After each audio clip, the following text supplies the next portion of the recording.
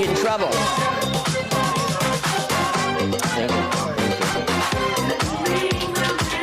Yeah.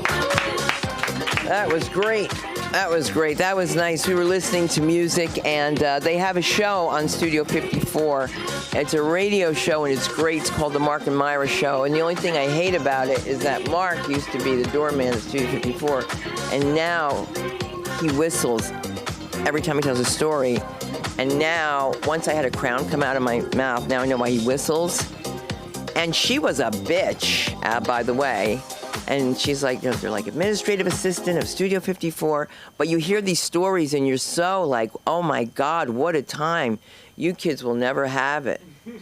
Ever, ever, ever. I mean, I had my straightest friends come with me, sit around, watch people do lines and blow everything and not touch it. I had a friend, Jade, she's still my friend. What am I saying? Listen, we were born the same month, same day, same year, within the same hour, okay? And I meet her in a fashion show competition, and the winner goes to Paris. And I was dying to get out of Patterson. And she won. She went to Paris. My ass went right back to Patterson. But we stayed friends, and so that's great. And so it's great that we share a birthday. And I also share, November 5th is really a rough birthday, because I used to think it was a holiday, because I never had school. It was always election day. It was always election day or something. Somebody was fighting. There was never any fun. It was just always like a fight. My mother had a fight at the last party ever in the history of Patterson, New Jersey, at the Alexander Hamilton Hotel, which is a big deal now. It's a condominium. But it was a hotel, and it was old and big and beautiful and full of craziness. And it was my birthday party, and my mother starts drinking at my birthday party. There's nothing worse than having this happen in front of... Now, I got thrown out of my last school, right? So I have my whole last school invited, and I have my new school invited, and all my friends are there, and they're starting to take the food away. My mother goes, I'd like to wrap that. Can you just wait a second? And the man goes, no, we can't give it to you. We let the employees take it home for their families. All right, most people say, okay. Now my mother, so no, I'm taking this home. So by the time I get back, I hear the man say, I'm calling the police. She's threatening to urinate in the food, right? So the cops come, and I'm so embarrassed, you know, because she gives her pocketbook to my best friend's mother and goes, hold this, because I don't want those niggas robbing me. And the mother says to me, I'm white. She can't say this to me. And leave me with her pocketbook. And it was like the police were there, and everybody was like, you know, some kids were crying, and they were running, and the place looked like The Shining, and it was this hotel, and the prostitutes came out, and they were approaching my friends, and it was like roaches they came out, and it was just insane. And my mother says, excuse me, officer? She says, I have a receipt for my bill, whatever. She said, could you please do me a favor? Could you urinate in this, please? And the cop just looked at her like she's crazy, and we took all that food home. And didn't eat it. But mothers do that are embarrassing. They have no idea, by the way. No idea. So she's in the bus once, and she says, look at the way she's looking at me. She, like as black women, when they look at each other's hair, they always have a commentary. Black women have a commentary. And my mother goes, she's trying to see if this is a wig or not. Anyway, the lady looks at my mother and goes, I just know you got a roach in your head. And she didn't feel it because she was wearing a wig. Which is nothing funny about this story, except that all of a sudden a bullet goes through the friggin' window of the bus, and I go, what was that? She goes, get down, you're hurt. She's amazing. She was amazing. The queen of lawsuits, okay? She's like, get down. Just a bullet just went random through the 64 Bunker Hill. All right. I just say those things to warm you guys up because I want to tell you how much I appreciate the people that make this place happen. Our comedy concierge keeps our sanity. Samantha Linderman, let her hear you. Without her, I'm nothing because I wouldn't remember.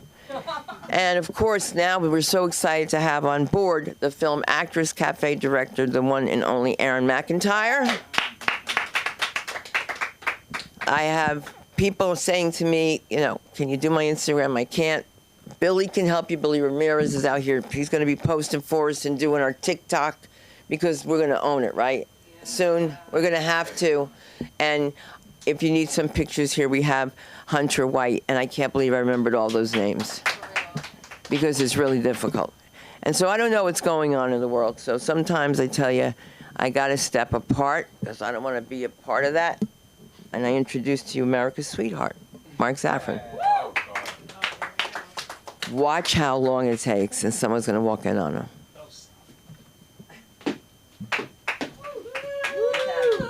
Every time I get on stage after Sunday, I don't know why I do this, but it's always like, do I really want to complete the story she just told with the truth? Which one? But the food story is great, but we have another food story. You see, Jews do it differently. There's no question when you go to a Jewish, bar mitzvah, they're taking the food home from the kiddush. All right. The worst part about it is, let's say the bar mitzvah is Saturday night, and all this food is all sitting in my sister's house. Oh, shall we? Hi. Anyhow, it's all sitting there, and the problem with the food that's left over is it's the food nobody really wanted to eat, especially from the smorgasbord. You know how they have those stupid cakes that they serve you, like they're supposed to be sandwiches? It's all the stuff that you don't want to eat. But then there's my brother-in-law hogging all the ribs and the lamb chops. I mean, he would stand, he's like, okay, you're the host. You're not supposed to be standing here by the lamb chops eating all the lamb chops. I mean it's just, he did. He ate all the lamb chops. All right. That being said, my mother-in-law giving her alcohol was never a smart idea. Oh, God. All right. Something was always going to come out of her mouth that you would never expect. Ever. But there were times when she wasn't drunk, and things would come out of her mouth that you wouldn't expect. So, Sunda likes to tell the story about, my wife can't find her cell phone, ever. She's always running, where's my cell phone? Where's my cell phone? Where are my glasses? Well, if you had your glasses, you'd find your cell phone. Anyhow, here it is, it's a long time ago. She's doing a comedy show at the Guild for the Blind. Oh, now, if you know anything that I learned about my wife early, is that she had a phobia for eyes. And then I found out why, because her stepfather, the Italian butcher, used to cook sheep's eyes. I mean, can you imagine those things staring up at you? And they want you to eat them, too. The worst of the Ethiopians, they want you to eat them with your fingers. They want you to take them eyes, scoop them in some shit, and then shove it down your throat. That's the worst food to ever eat. Do not eat Ethiopian food unless there's just no way you can enjoy it. All right? I mean, God knows what's on that plate. It's like eating Korean food. Is that a dog? Obama ate it. Anyhow, here we go. I'm going to lose my trend because everybody went, oh, Mark, and I know somewhere along the line I'm going to find a point that I was trying to make, but what did it have to do with? Oh, yeah, my mother-in-law. Oh, my mother-in-law. So it's the phone. So here we are. I'm sitting there talking to my mother-in-law, and she goes, somebody took Sunda's phone and beat her over the head. Why? Because it was Sunday. Her battery ran out. Far be it for her to charge a phone. This has been going on for 6 a.m. But remember, phones were different in those days. Yeah. To charge them, you had to put them in a cradle, and there were all these buttons on the bottom to get the current in. Things have changed. My first cell phone was this big. It was my car phone, right, with a special carrier. Best phone I ever had, though, because a phone today is what, 1.8 volts? Okay. Those car phones were 5.25 volts. You got every picture. You could talk to anybody. No one knew you were on the phone. On a car phone because it sounded great.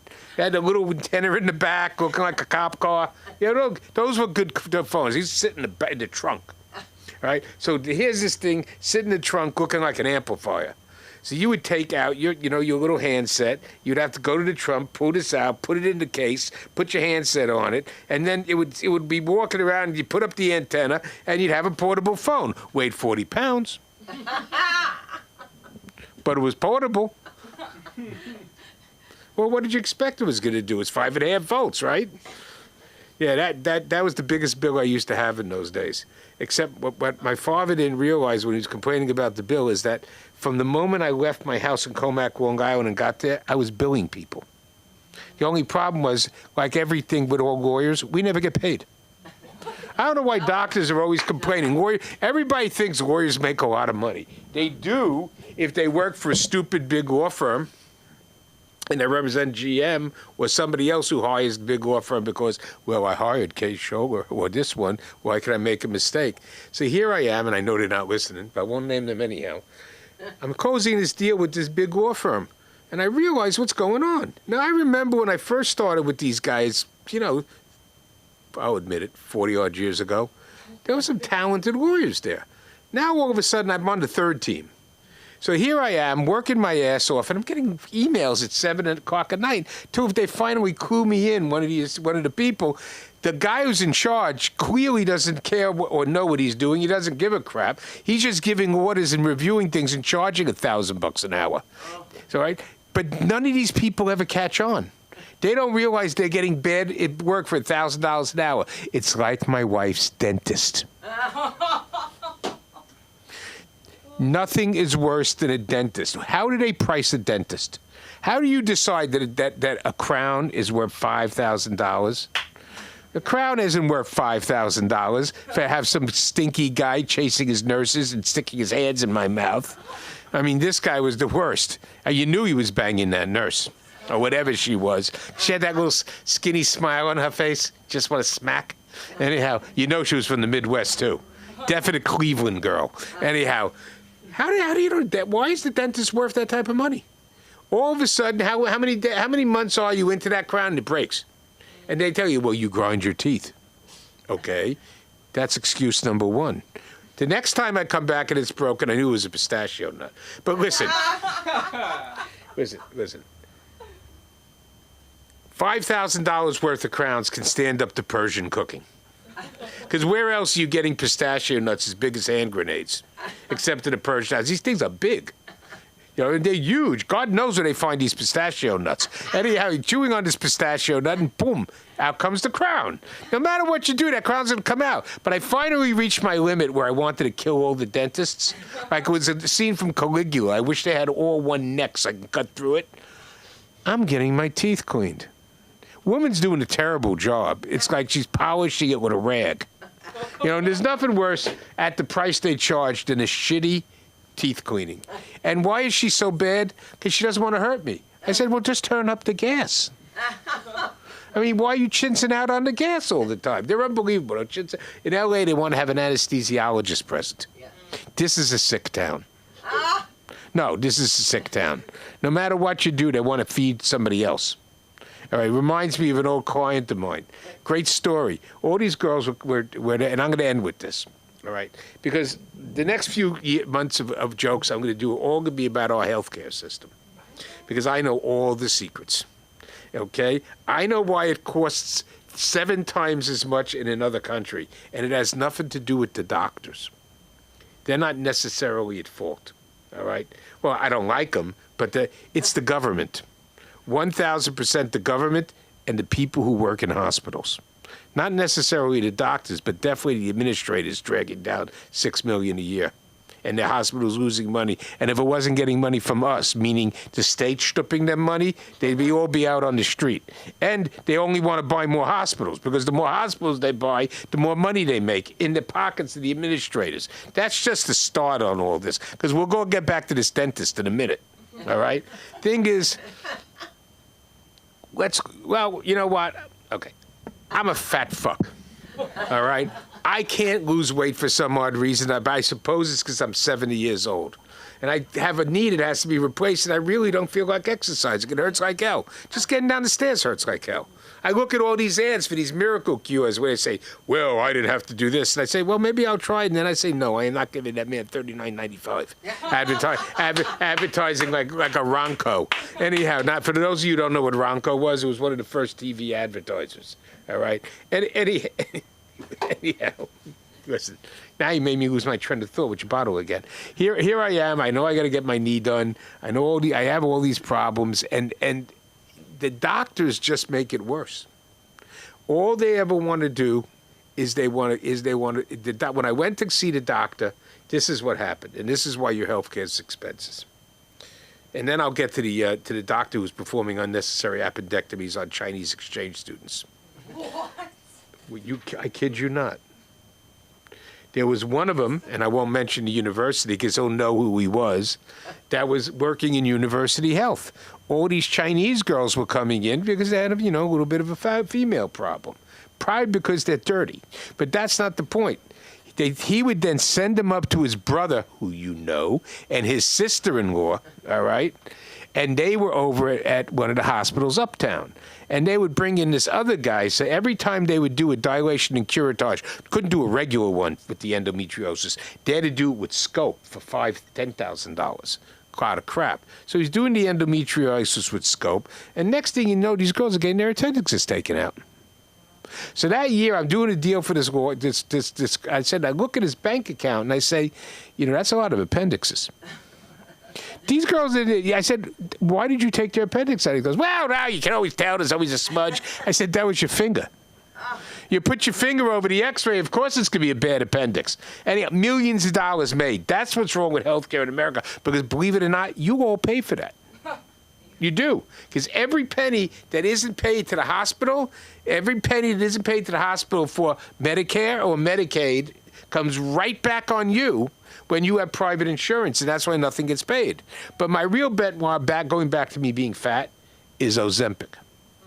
There is no reason on God's earth that Ozempic is a drug that has to be prescribed. You should be able to go down to CVS and pick up your Ozempic and the aspirin oil. No question about it. It's going to be, it's like any other drug. It's not, you can't abuse it. You're not going to overdose on it. What, you're going to take 2 shots because you lose more weight? If you're that stupid, you deserve to die. Mark. Please, Sunda. All right? Anyhow, $1,400 a month for Ozempic. I mean, listen, Rosie O'Donnell could afford it, and she needed it.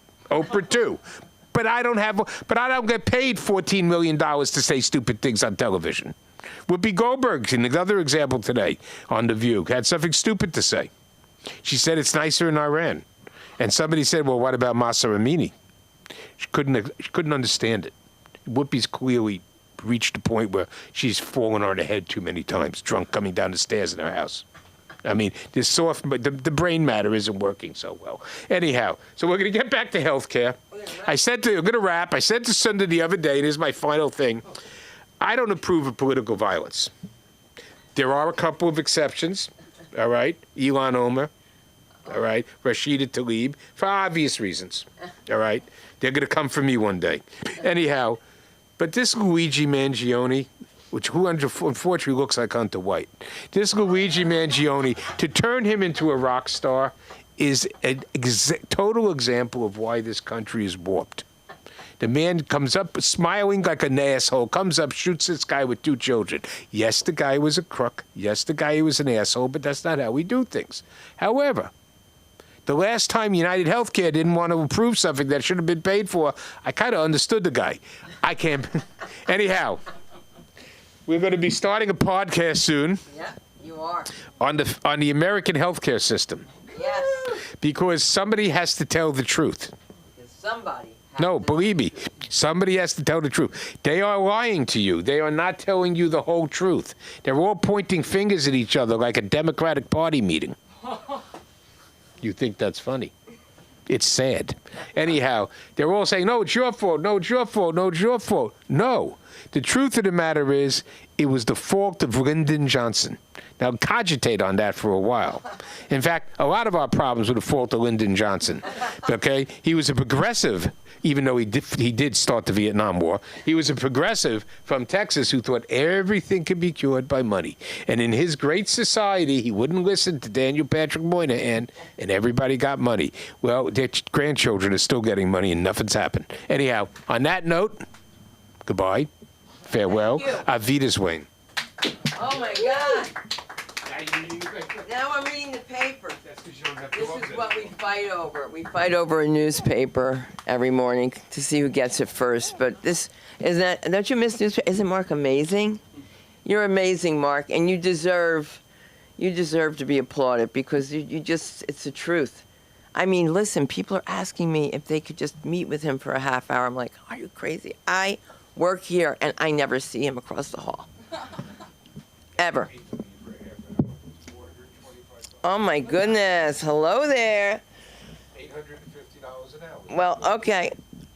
Keep doing that, and the landlord's going to come after me for sure, okay? If they don't pay it anyhow. It doesn't matter. Oh, my God, we're going to pull this place together soon. And if you're watching and you know somebody that does signs, I think my guy is gone again. But he'll be back. He'll be back. He's in rehab. I know that, okay? But it's okay. He's going to be back. I have the craziest things going on. I pick people up off the street and bring them to my house because I know they'll hang out of the window of the 4th floor and clean my window. How sick is that? They have to put a lot. No, I get people that just I meet on the street, and I chase them. And I chase her. She has a cleaning guy. You know what he told me? He goes, I'm passed at the Comedy Store. I don't know what that's supposed to mean, but that's scary. But I want to give it up for this individual here that meets me once a week. And for some reason, the craziest things happen to us. But she's a deli diva, and we're putting together this nonprofit at one point. And what we do is we go play. I'm going to let her tell you. Let's give it up for Alejandra. Come on, Alejandra. Come up. Come on, get up. Oh, my God. Watch your step. There you go. Come on. Come on. You could do this. Just tell them. Tell us the story. No. of You Samantha. have to tell them cancerous. Nobody believes me when she said no. When you wanted to sit down. I'll stand here with you. Okay, stay with me. Stay with me. Let me tell you what happened. Okay, let me tell you what happened. It's not a shtick. It's real. It's real. Listen, she cuts in line at a red carpet. Well, yeah, because I want to talk to the guy. You know, Cynthia goes, how come you going on the red carpet? I said, it's my only chance. When am I coming here again? You come over here all the time. It's like, what am I supposed to do? You look like Robin Williams a little bit, too, so, yeah. No, he was channeling Robin Williams. He exactly. wouldn't stop it, remember? He kept Exactly, talking and yeah, talking yeah. and So I gave talking. him a hug. It's okay. She gave him a hug, and then a complete stranger. No, the guy who was playing Robin Williams in the show. The And red you- carpet Right, guy. right. He was playing himself, playing that he played Robin Williams so much that he had to be hospitalized. Yeah, yeah. Can you tell them what it was about? Yeah, it was about, he said he was getting visions that Robin came to him, and then he started acting like him. And so that was his whole thing. It was a documentary about Robin Williams, but the spirit of Robin Williams came to him, and that's what it was about, pretty much. The But he, whole but he movie. couldn't stop. Yeah, We he mean, couldn't stop. He went kind of mental. Is that what it was? No, he did. He was like possessed by Robin Williams. possessed. Yeah. So Yeah. they had him play Robin Williams in Yeah. Vegas. Yeah. Yeah, he was that good. He was that good. It was that good, but then he went Crazy. Yeah. then he went crazy. Yeah. Now I'm going to share something with you. We were talking about anti-Semitism, how craziness happens all over the place. How people don't know me. They think they know me, but they don't know me. And I meet her for the first time At the hospital? at the hospital, Oh, no. and I'm wearing this big Star No, David. no. I That was can't make terrible. this That was up. terrible. That was real. And That this was real. guy, this Italian, pulls up and looks at me. And No, says, he was in the stretcher. He looked like he was dead. She looked dead. He He looked looked dead. definitely dead. Then he comes out and he starts, what did he say? Starts yelling Yeah. at me in Italian, and at the end he goes, "I'm Morte Cristo." And he Chris, calls- Christ killer. Right. Thank you for the translation. Christ killer. He's in the gurney. He looks like he's dead and he comes, Christ killer. To me, and I'm meeting her for the first I'm time. like, what the hell happened? That was really funny. So we're like, let's go to lunch. It was true. It was And true. everywhere we went, we couldn't get a spoon. Yeah, well, So that's- now what we're doing is we're doing something called Deli Divas. Yeah. We have the That's fun. name, and we want to help people that can't get food and, go out there and do that. Or maybe we send people to do that. But we want to do something. We come out every week. We're trying to build a little network of women Yeah. to come out with us. I think Sherry Bright would be good for that, Yeah. right? To be a Deli Diva? And Shelly's Warfest. Oh, my And God. Brandon. What about Brandon? You picked up Brandon, oh my the other God, day. she picks up the hottest you black did. guys You all did the the- time. Don't even You start! did it. You did it. I called it first, and I Mark, go, no, You gotta Mark. watch it. Yeah. I said to She did him, it. I She go, did it. you're ignoring me because I'm with a white woman. We all know how you guys like white women. Oh my god. And he says, why is that? As opposed to say, that's the wrong answer. He's supposed to say, that's not true. I like everybody. Not true. We heard a bunch of Chinese girls. No, you don't know Brandon. You don't You know don't know Brandon. who You don't know. You don't know Brandon. Brandon. But wait a minute. This is how I got to do the festival. Is I ran into the director of the Israeli Film Festival. Please check me out in the Jewish Journal. How did we miss that? A Deli Diva was in Jewish Journal. Oh my god. I Check know. it out, yeah. And you have to see it. It's just like I look like $1,000,000 and I cannot sit down. It's like a Lucille Ball show. It really was. I was just like, oh my God. I can say it's sciatica or I can't sit. But if you guys have any ideas that can help us, with these, a lot of people don't have food. They can't get to it. In New York, there's a place that we have a refrigerator on the street. So sometimes people make food for the homeless, so they don't go around begging. And you got to bring back the bowls because we're Jews. I'm kidding. All right, well, give it up for my deli diva for doing this. Thank you. Thank you. And I can't wait to see you for breakfast. It's the only time, I talk to her and I get hungry, and it makes absolutely no sense. But here we are in the house tonight. Let's get up for your photographer in the house, Mr. Hunter White. I forgot to acknowledge that. I'm so sorry, Hunter. It's okay if I forget your name. I'm fake serious. How we doing, guys? I love a mark set because it can go be like the problem with large pistachios to the problem with Lyndon Johnson. I don't know. We're gonna do some new-ish stuff, kind of a new order. We're gonna have some fun. I'm in the process of moving, which is annoying, but it's cool to like experience more of LA because like I've been here for like a couple years and I never really felt connected because like since I moved here, so perfect. It was beautiful, just like the nicest place. Nothing was out of place. It was amazing. Hermosa Beach, California. My girlfriend's a therapist. What up, right? But it was perfect. But I was just like, it was off, right? Like nothing was out of place and then I'm out of place. Right? Like I just didn't fit in the neighborhood because it was like a 3D model of the American dream. There were just families walking around and you'd see me on your way to work, like smoking weed, walking my dog, writing jokes. Which you might know writing jokes is code for talking to myself in public.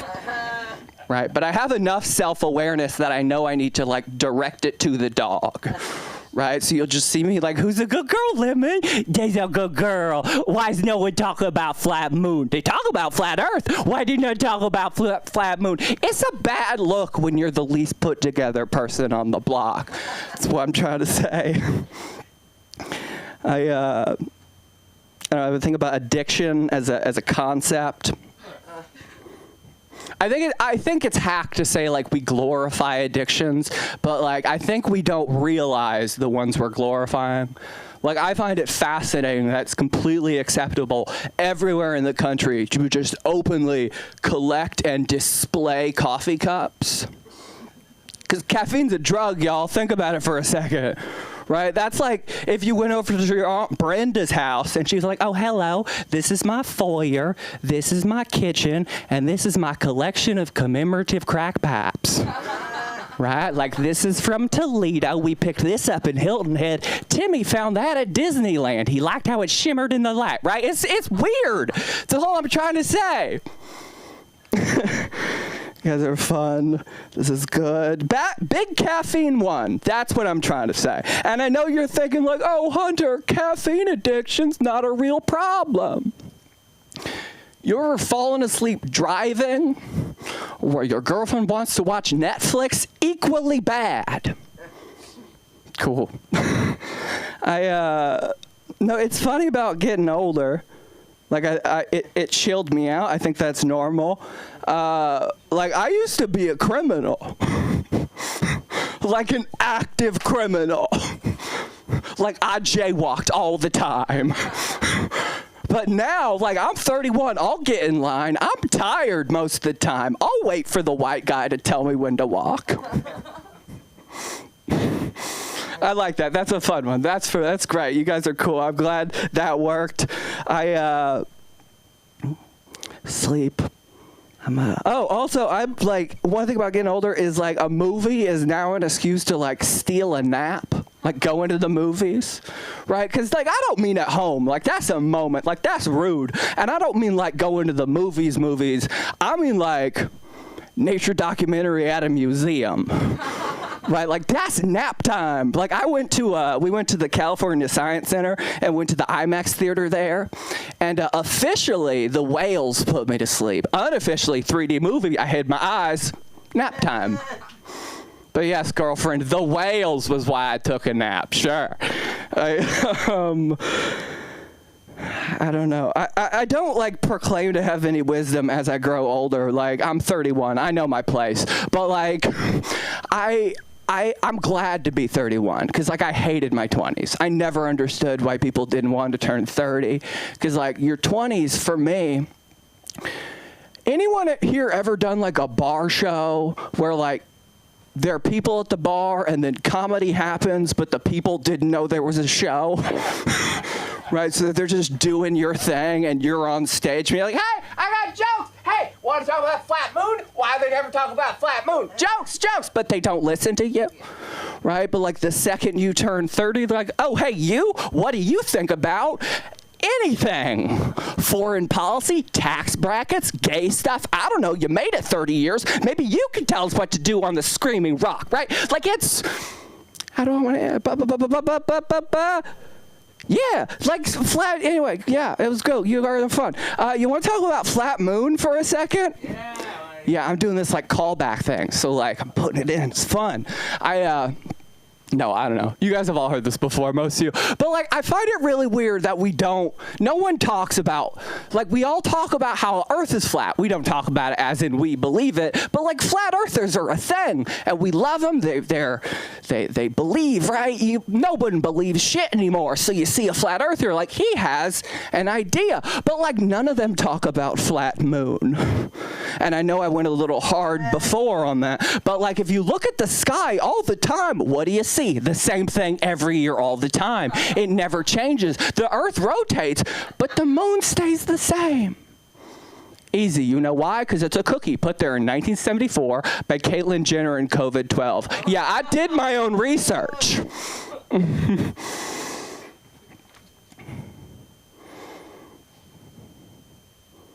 I don't know. As a comedian, I don't like talking about the world right now because it's real sad. But if you're a comedian and you don't address it, that's like getting cucked and then telling your girlfriend, so what do y'all think about airplane food? Like you just have to address it. And I don't know how to say this. Everything feels very dystopic in the world. I think we should acknowledge that. Like 2 blocks from my house, there's a billboard for an OnlyFans model. Not for OnlyFans, for the model. Horrible advertising. It's a URL. Yeah, I don't know. No one will remember. You drive past, it's a URL for onlyfans.com/some lady. Like it's bad marketing. That's all I'm trying to say. And like, I don't know. On top of everything, like nothing makes me yearn for the fall of Western civilization. Like the new onslaught of Democratic fundraising text messages.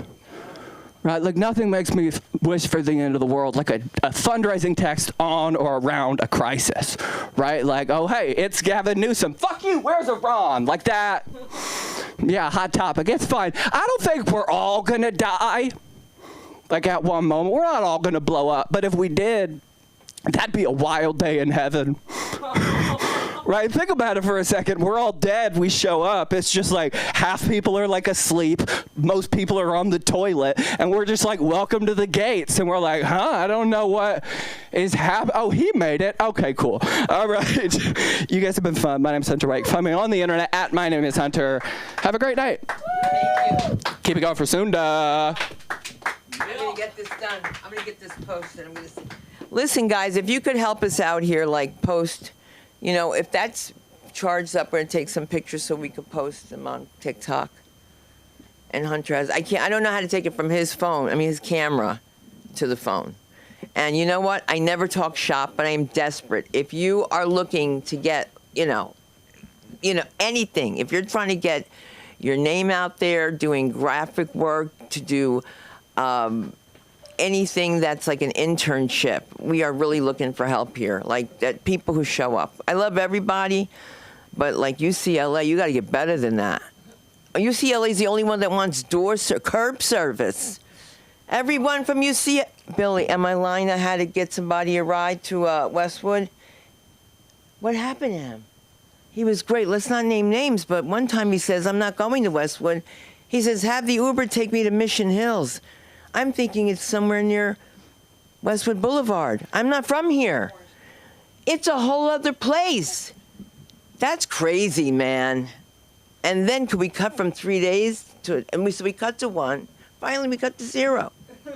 And he likes the schedule. It makes no sense. But that's right. Let's give up your comedy concierge who's going to have to finish this while my tooth keeps moving. Come on, girlie. Let's give up for Samantha Linderman. Thank you so much. Sunda, keep it going for Sunda, Mark, my mother, Billy, Aaron, Hunter. It's the whole fort being held down. I love that the Jewish Journal's up here and all I see is spit in our faces.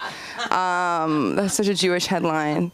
You know, because something worse probably happened, but they're like, and they spit in our faces. Okay. It's so funny, Mark, you brought up Jewish leftovers, because on the way here, me and my mom, we saw 2 people with leftovers, and she's like, I've never seen like an Orthodox Jew with leftovers, because there's never anything left. And that's so funny, but the stuff that is left is like the cold, like it's like the potato salad, like the crunchy potato salad, the cholent without meat, you know. There's nothing worse when your rabbi comes out as a vegetarian. And my father is, the only event he'll go to is men's steak night. You know what I'm saying? He's like, we can't have anything anymore. We can't have anything anymore. When I find out that somebody's on Ozempic and they didn't tell anybody, like it's just casual, like their phone alarm goes off, they're like, oh, I gotta take my Ozempic.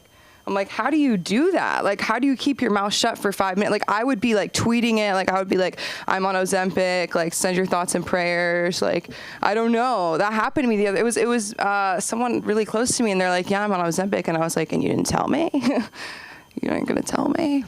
I don't know. I guess it's maybe none of my business.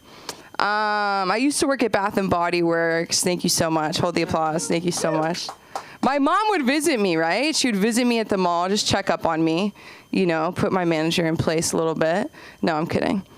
When he met me, it was like a new manager, and he's like, how long have you been working here? And I was like, a year, and he went, oh. And I was like, that's hurtful. Quiz me. What do I need to know? What do I need to know that you think that I don't know? Champagne toast, you know? That's our most popular hour. I don't even work there anymore. Wow.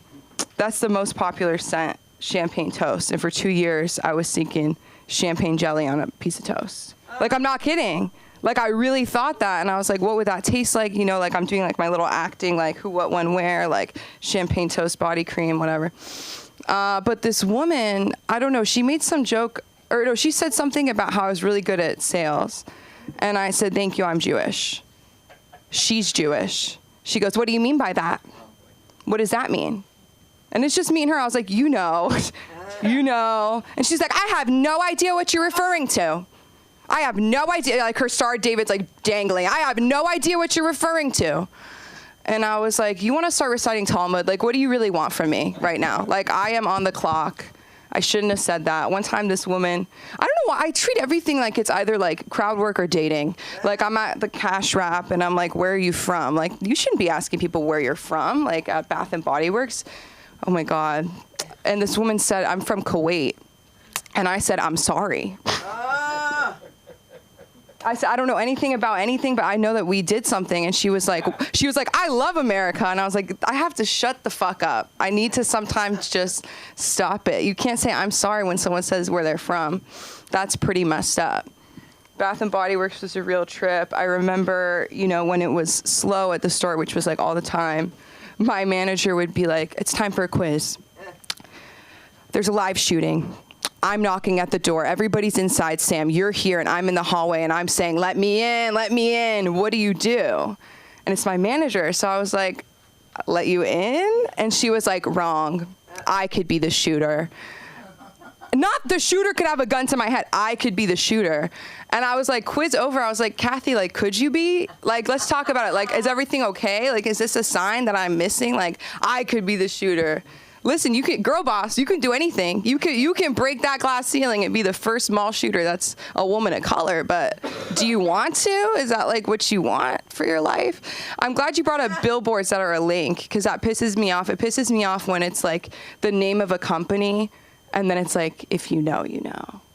And it's like, if I knew, then why are you spending $800 a month on Sunset for a digital billboard with no information? It's just, we have a digital, no, we don't. If we had a billboard, okay, let's talk about it. If we had a billboard, it'd be a QR code. It would be Sunda's face. Each hand, it would be LA School of Comedy, Sunda. Like, we would have every single inch of that billboard covered in information. It would not just be like LA School of Comedy, come to laugh. Phone number, backup phone number, Cash App, Zelle. Like, you have to have something. Yes. It's bad. The billboard situation's really bad. Or when it was all the ones where it was like, do the you that you should have done yesterday, Jane Goodall. And I'm like, Jane Goodall, what was it? It was like George Orwell. It was like all these like really famous people. And I was like, could we just put like a grocery store cashier that like won the lottery and be like, anything can happen. It's like hard to compare yourself to Dolly Parton, you know? It was like, Dolly Parton, I tried my best, you know? Like, did you though? Like, you did, but it's like, I don't think all of us are gonna reach the Dolly Parton level. So that always would bother me. And it's just, there's something about a billboard that pisses me off. I guess I should start driving so I'm not paying so much attention to the billboards, right? But that's my fear too. Like, that's my fear, like, oh my God, I'm booked at the Comedy Store and I'm driving in my Toyota Corolla and I see a billboard that's moving and I get distracted and we won't even talk about it. But that's my fear, because it's like, oh my God, a movie, like, you know, TikTok. Because technically, I mean, if 2 seconds of video could be a TikTok. So it's like now TikTok is on the road. Let's go on the road with TikTok. No, I'm kidding. I'm back at another school with kids. I know, everyone's so happy. No, it's good. It's really good. They keep wanting to, you play the game telephone, you know, like you whisper a word in the ear and it goes around and whatever. And they're like, and I said, if one person, this is how I've become with kids. I'm like, let's have so much fun. If one person says an inappropriate word, we won't play the game again today. Like, we can't be doing it. B word, F word. I've heard all of it in 2 days. I hear this kid go, bitch, bitch. I said, yes, no. No, I said, what did you say?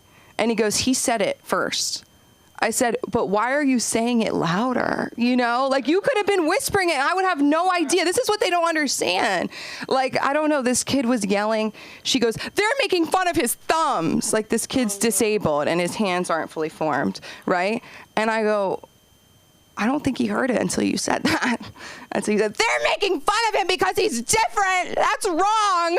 And I was like, whoa. Chill. Let's just calm down. But I get it. She's 7. But we're playing telephone, and they go, can we say Italian brain rot?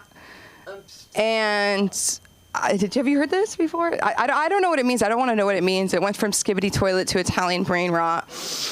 And they're like, why don't you like it? And I said, it's called brain rot. Do you know what I'm saying? I was like, you're here to learn, and I'm going to have you guys do brain rot. So that's like working with kids. This kid was like, I haven't eaten all day. Mind you, LAUSD, like, give it up for them. We're giving these kids breakfast, lunch, and supper. Right. And they're like, I'm so hungry. And I'm like, I get it. The burrito's not ideal, but like, come on, guys. You got the burrito. Don't throw it on the floor. That's pissed me off, too. Oh, I was like 500 Chex Mix on the floor. I got on the ground and started eating it, make them feel bad. Like, they don't pay me enough. Like, no, I'm kidding. That was going to be my lunch. And they start crying. No. But what's it called? I told him, I was like, do you want a banana? And he goes, I'm allergic to cashews. And I was like, I don't know what's it. I was like, but are you allergic to bananas?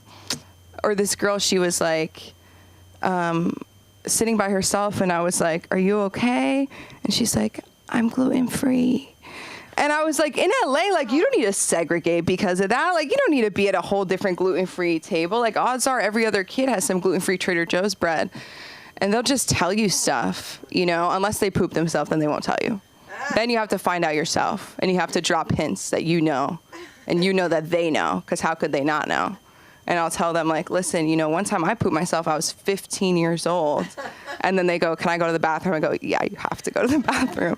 They're like, don't tell my mom. Your mom already knows. Your mom's going to know when she opens the backpack because he saved it for later. I don't know why he did that. Anyways, it's so exciting here at the LA School of Comedy. We had a great night at the Ha Ha. We'll have so many more great nights. Monday, Wednesday, Friday, we're here. My mom came out tonight. If my mom can get on stage, you don't understand what I put my mother through. You don't understand how many times I'm like, you need to come on stage. You and Dad need to do a podcast. Let's make a show. Let's make a movie. Take your meds. That's what she says when I say that. No. Did you take your meds today? What would make you say that? But anyways, so it was really, it's been a great night. And you can find me on Instagram at SamLikeTBH. We have our acting classes, our writing classes, and kids at school. If you're watching this, like, where's your parent? Okay. Thank you so much. You want to? Okay. I'm gonna bring up this next performer. He is the head of our very fantastic one and only Film Actors Cafe. He will tell you everything about it. Put your hands together for the one and only Aaron McIntyre, everybody!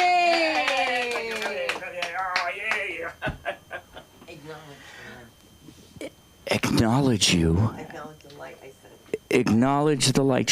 Sunda. She's always directing. Thank you. Thank you. So I've got 2 minutes? Okay. Thank you. I feel good. I feel good.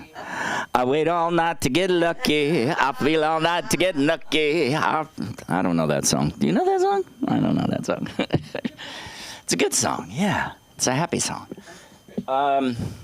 Somebody. Oh, Jesus. All right. Somebody go. Never mind.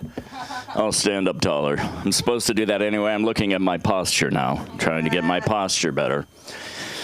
Let's see here. Oh, you know, some of the things you were talking about, Mark, when you were mentioning the food and taking the leftovers. My ex-wife's grandmother, she tells a story about going into Manhattan and going to a Chinese restaurant, and they go to the Chinese restaurant, and at the end, they were like, "Oh, this is so good. I want to take this home."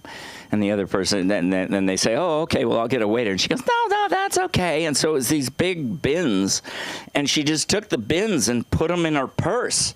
So she takes the whole bin, puts it in the purse, and they walk out of the place and got away with it. I thought that was fantastic. Food is a really, really, really personal thing, you know. Again, my ex-wife, I went to see her family, and her family is like crazy. They're like 3/4 Italian and 1/4 Lebanese. In New Jersey, Ocean Township near Asbury Park. And yeah. And we went out to dinner one night. So it's this big family. I mean, you know, my family could never get together. We would drive out here and we'd get together like with one cousin over here. And then one aunt, you know, we couldn't get the whole family together or there would be, it would be fighting. It would be ugly. So we went out to dinner, and so they come by and say, "Do you want some dessert?" And everybody goes, No, I'm good. I don't need any. And so my ex-wife goes, "Yeah, I want a tiramisu. Bring me a tiramisu." So they go, "Okay." So they come back with the tiramisu and put it down on the table. Everyone at the table goes, "Let me just have a bite." And my wife takes the fork and she goes, "This is my tiramisu." It was a moment where I was like, "Oh, I don't know this woman. Jesus Christ, she's tough." I just found out my daughter got residency in New Zealand. I'm very, very happy for her because now she'll never come back to this fucking nightmare that we have going on here. Did you see that parade? I watched the whole parade. I watched the parade. So I had my iPad up with the parade, and then I had my iPhone up here with the No Kings protests. So I'm watching both of them, like comparing. And it was so funny because, you know, it's like the No Kings protest. It's supposed to be a protest. And there's all these people out there going, "Hey!"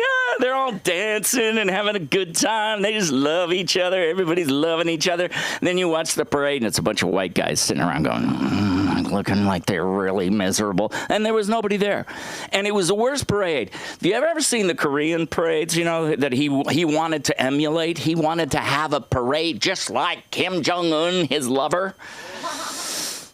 They're like, they put all of the stuff together, and it's these guys walking along like this, you know, and then right behind them is the missiles, and then right behind them is the tanks, and this parade was so ridiculous, man. It was like one tank, and it's creaking. It's like as they're going, and this was the flagship of the tanks that went into Vietnam, and it's this guy standing on top of this tank, and as it goes by, you hear, so I thought that was funny. Yeah. And the big one is that they show that they have these shots of like the drone. This drone flying along, and it's like, oh, cool, they got a drone. And then you look down at the soldiers, and the soldiers are walking along holding a drone. It's like they're holding a drone like they're like the drone is flying, like trying to make people believe that they're flying. I guess they just couldn't get them up in the air or something. Couldn't get it up. Yeah, I know. Yeah, I now that my daughter is a resident of New Zealand, I don't think that I can sell her into slavery. I've been thinking about that, but you know, she could sell friendship bracelets on the street for alms. You know, that'd be good. Make a little scratch, because times are hard right now. You know.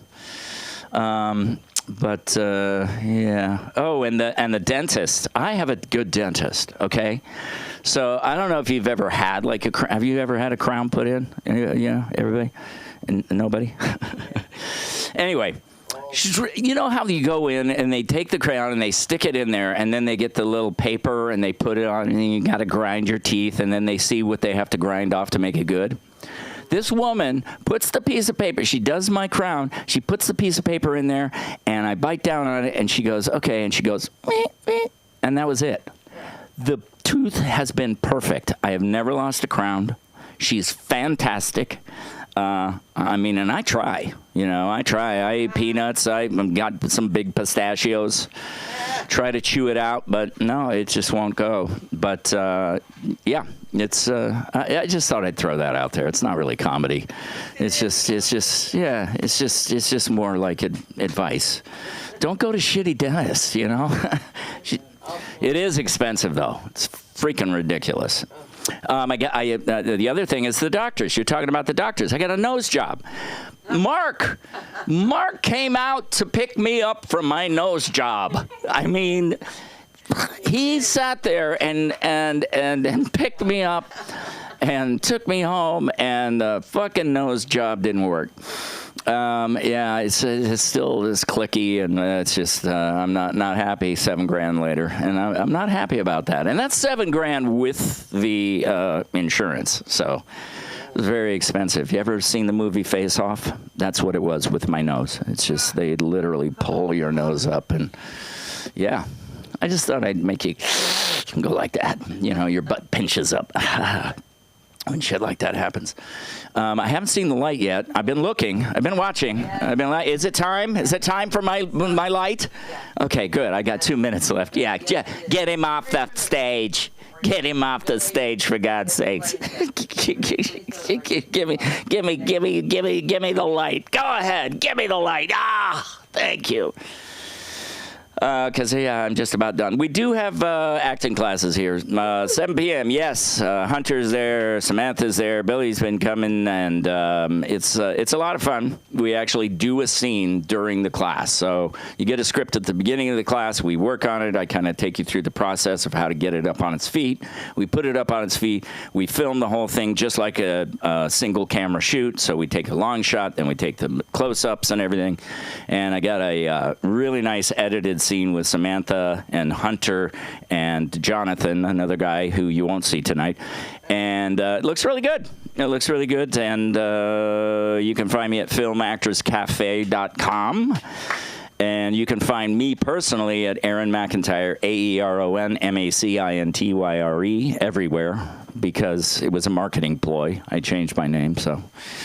Now I'm going to bring up Miss Sunda Kroonquist. No, I'm going to bring up our right now he's our producer, so we share. And he's a good guy. You're going to love him. The middle-aged muchacho, Mr. Billy Ramirez.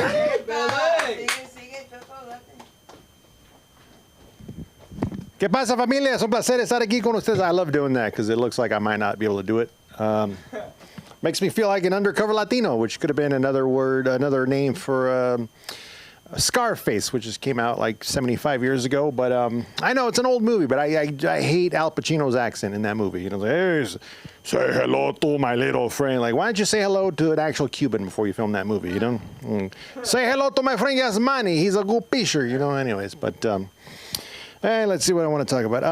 Thank you. In this room of 4,500 comedians, thank you very much. Does anyone else here struggle with their confidence? Yeah, you and you. Yeah, of course, you and back there up in the rafters. You know, as a comedian, I struggle with my confidence, and you know. But on the other hand, like, who wants to hear from a confident comedian? You know, like getting up here, like, "Hey, everyone, nice to meet you." A little about me. Well, my dating life is perfect. My portfolio is incredible, and I was hugged plenty as a child. So let's laugh, anyways. But I think I figured out why I struggle with my confidence is because you know, it's. I grew up under the rule of la chancla. I don't know if you ever heard of la chancla, but la chancla, if you're from a Latin family, it's a piece of footwear, and it's also a disciplinary device. And I still feel the effects of la chancla. Like, for example, not too long ago, I was walking down Santa Monica Boulevard past Cafe 50s, and I saw this lady just finishing up her lunch. She was about to go and leave. She was sitting outside, and she reached down to adjust her sandal, and I almost drove into traffic because I wasn't going to take any chances. You know, like the la chancla doesn't ask any questions, but you know, it's lack of confidence kind of manifested itself into me thinking that I wasn't funny enough to be a comedian, that I didn't have any stories and whatnot. But I mean, just the fact that I'm in my 40s trying to be a comedian dressed like this tells you there's definitely stories here. Like, if I didn't have any stories, I'd be a VP of marketing somewhere, you know, at a big company. I'd have a KY 401 or whatever it's called. But, you know, I just got to start organizing this hoarder's brain this hoarder's episode of a brain that I have. You know, it's a mess. Like, the guest room is full of useless trivia from 1990s NHL backup goalies. The garage is full of empties from a past drinking problem and physical copies of Smokey and the Bandit. I love that movie. I love when he says, like, you know, when I get home, the first thing I'm going to do is, like, well, there's no way you came from my loins. The first thing I'm going to do is, when I get home, is I'm going to punch your mama right in the mouth. Like, I don't promote domestic violence, but that is a great line. Anyways. And then the rest of the house is just stuffed to the rafters with pure uncut childhood trauma stuffed in boxes labeled "open at your own risk," you know. So I just got to start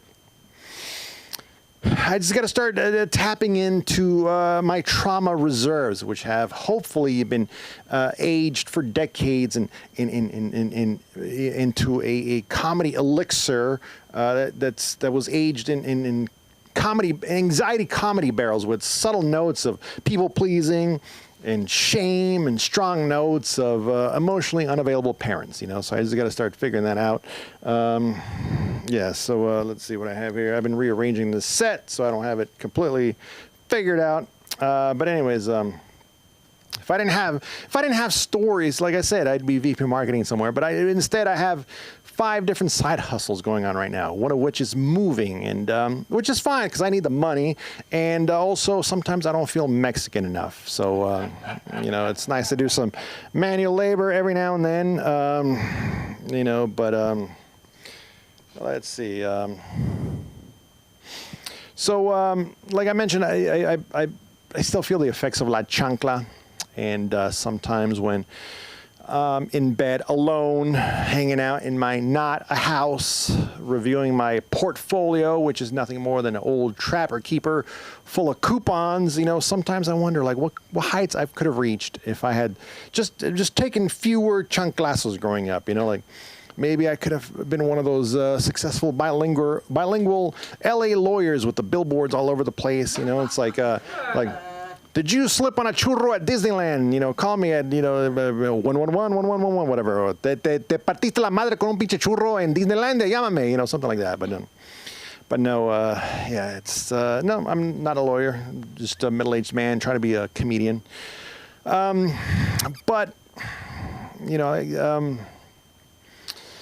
and who wants to hear from a middle-aged man blaming their parents? Like, look, my parents did their best, all right? They're immigrant parents from Mexico. They did their best, but they sent my brother and I to college, both of us. We both graduated, but at the same time, someone's best could be a C-, you know? Yeah, so you know, so I just wonder if I wonder about all those chanclas I took growing up, and I think I might have gotten chanclasod past, like a successful lawyer, maybe a doctor, a scientist, all the way over to liberal arts degree. And so I ended up graduating from Santa Clara University with the most fallback, the easiest, most default degree there is. Anyone care to guess what that is? Communications. Thank you very much. Yeah, it's a degree so lame that when I was pursuing my oh so lucrative journey towards communication, The Simpsons made fun of it, and I didn't heed the warning. All right, it was literally the second episode of this century. It's called Faith Off, and in this episode, the kicker for Springfield University injures his leg, and in the locker room, Dr. Julius Hibbert tries to comfort the poor kicker, and he tells him, "Oh, I'm afraid you'll never play football again. At least you can fall back on your degree in communications." Oh, dear Lord, no. And the kicker goes, "Yes, I know he's a funny major. Lubchenko learned nothing." Well, that joke is funny to me again in 2025 because they say comedy is tragedy plus time. And, well, enough time has passed. And the tragedy is a communication degree. So anyways, we'll see. See what else I have. That went really fast. Confidence, hoarder's brain. I have stories, 5 side hustles, room, elixir. I forgot the Costco tag. Yeah, it's like, oh yeah, I have this hoarder's brain. It's like full of trauma. Oh man, can't read my own writing. It's full of trauma and coping mechanisms like a psychological Costco. Thank you very much. That was the tag for the site. Yeah. And I forgot all the whole. Yeah. So, anyways, sometimes I like just to introduce myself just in pure español y todo eso because, like I said, it makes you feel like a undercover Latino, and sometimes, it's fun. Like, for example, if I like to introduce myself sometimes. I was like, "Hi, my name is Billy, person of color. Nice to meet you." Something like that. Or sometimes if I see someone, planning an ugly sweater party or kissing their dog right on the mouth, I can turn to someone else and say, like, white people, am I right? "Hi, Billy, nice to meet you." You want to listen to some Dave Matthews? Anyways, so I mentioned that, but before I leave, right, I did mention that part of my hoarder's brain of an Hoarder's episode of A Brain contains the guest room is full of useless 1990s NHL goalie trivia. So before I leave, I know you're all dying, all 4,500 of you are dying to hear this. So I'm going to treat you to my top 3 favorite NHL backup goalie names in descending order. Okay, so everyone just buckle up. All right, hold on to your butts. So here we go. Number 3, Darren Pupa. Thank you very much. Number 2, Pokey Reddick. And number 1, Ron Tugnut. Thank you. With honorable mention going to Darcy Wakaluk, because Wakaluk sounds like something you would say when you stub your toe in the dark. So anyways, my name is Billy Ramirez. You can find me at billyramirez.com and also on Instagram at middleagedmuchacho. And Sunda, are you coming back up? All right, so please, let's give it up for our rock, our queen, Sunda Kronquist. Rock Queen. Oh my God, Rock Queen, Rock Queen. So I have some people on from Jersey, so I just wanted to say hi real quick. Hi to my pirates, fellow pirates. It's always nice when somebody recognizes another pirate. If you don't know what a pirate is, we're from the Big East. And I've been thinking of doing some more true crime stuff because I think that you're missing out on something. Who's coming in? Nobody? I scared the shit out of you, Billy. I do have to tell you something, that it is really a pleasure being here and saying, listen, everybody can do this. And if you want to check out an hour of Sunda, make sure you watch me on Amazon Prime. Is that it? Yeah. Is that the correct way? Yes. Prime, okay, Amazon Prime. I always think food should be with that, like prime rib, right? Prime Video, right? Just say Prime Video. That's what I should say, Prime Video. And I'm beginning to like this. I like Prime. I'm starting to like Prime better than Netflix. Yeah, just lately. Yeah, no, they had some good stuff, but now it's kind of like, listen, I'm not going to say no to Netflix. Don't get me wrong. We love Netflix, but I'm not looking at comedy, so it doesn't matter. What are you going to do? You're going to, like, cancel me from watching, like, every Manson show that's out there? You know, like there's a comic here who talks about his wife that wants to know, do you think that, you know, is she pretty enough to be in the Manson cult? I'm thinking, would you ever have a black girl in the Manson cult?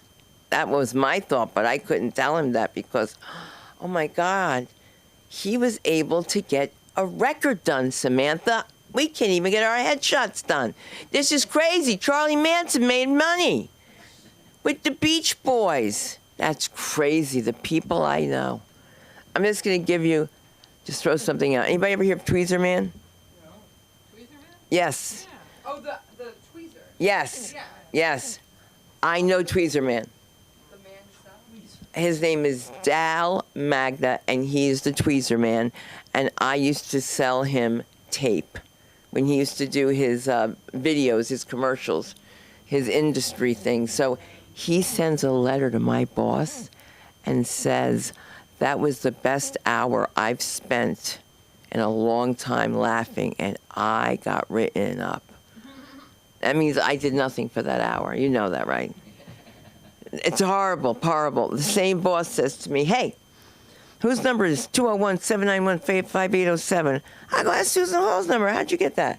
He's like, it's all over the phone bill. And it was that, the kind that was unfolding back then. That's what Mark's talking about. Because when you get a phone bill and it comes in a manila envelope, you're in trouble. And it was heavy.